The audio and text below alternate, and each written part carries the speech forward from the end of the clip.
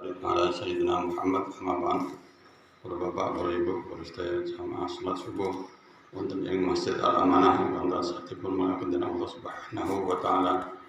Moga kita wonten ing akhir-akhir Ramadan kita anggenipun ibadah dipun kenceng dipun maksimalaken amargi menika nggih badhe meninggalkan kita sasampunipun Ramadan lewat.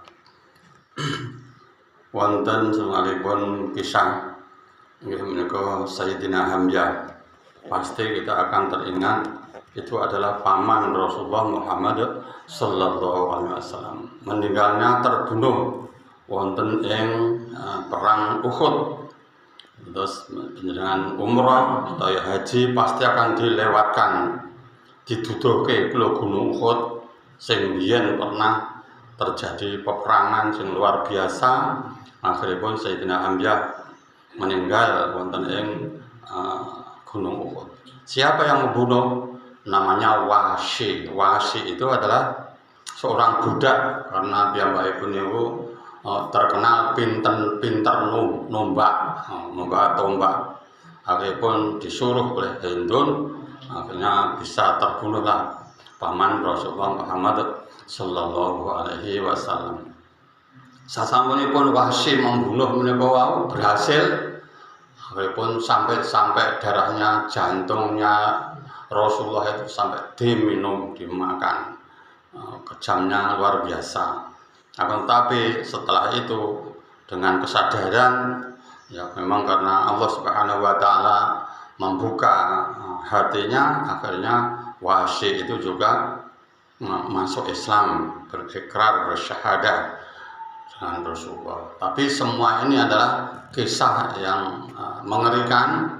Pada saat itu Rasulullah walaupun sudah masuk Islam, kalau namanya ingat dan melihat orangnya namanya Wahsy itu juga ya istilahnya pun masih punya rasa yang kurang ekstrak lah. Hal yang semacam ini memang targetnya seorang pemimpin pada saat itu ya dibunuh. Nabi Musa pun juga rencananya kan dibunuh juga gara-gara pernah misah wong padu atau dipisah angin, dikeplak, ya akhirnya kan mati. Akhirnya Nabi Musa menjadi DPO, pencarian orang, daftar pencarian orang. Akhirnya melanglang buana, entah arahnya kemana. Malah justru masih keponakannya Raja Fir'aun itu akhirnya dia membisiki, Musa, kowe nek pengen selamat lunga ke kota iki.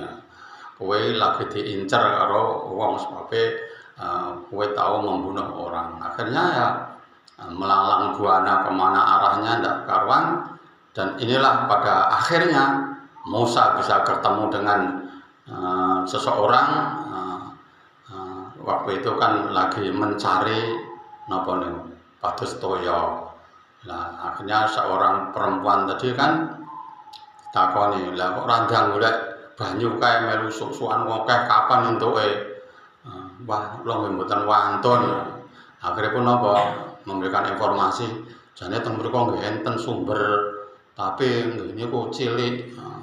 Ketutupan watune gede mboten saged diangkat dibrengkal. Akhirnya ditunjukkan batu yang tidak bisa disingkirkan, digeser. Akhirnya dengan izin Allah Nabi Musa bisa menggeser batu itu, akhirnya keluarlah mata air atau airnya bisa keluar banyak. Akhirnya orang perempuan tadi terus minta maaf dan ucapan terima kasih. Kalau mau Mas, udah remaja nih, kalau mau saya ajak ke tempatku, saya kenalkan orang tuaku. Akhiripun Nabi Musa manut. Akhiripun sinten to orang tuanya? Ternyata Nabi Yakub.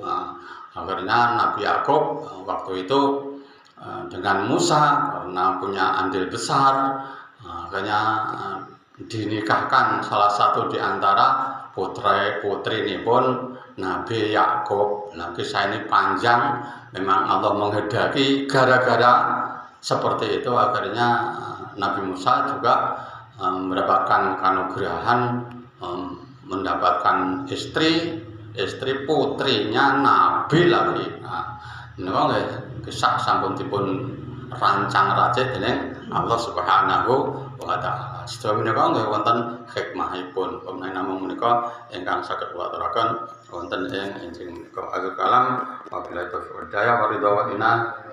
Assalamualaikum warahmatullahi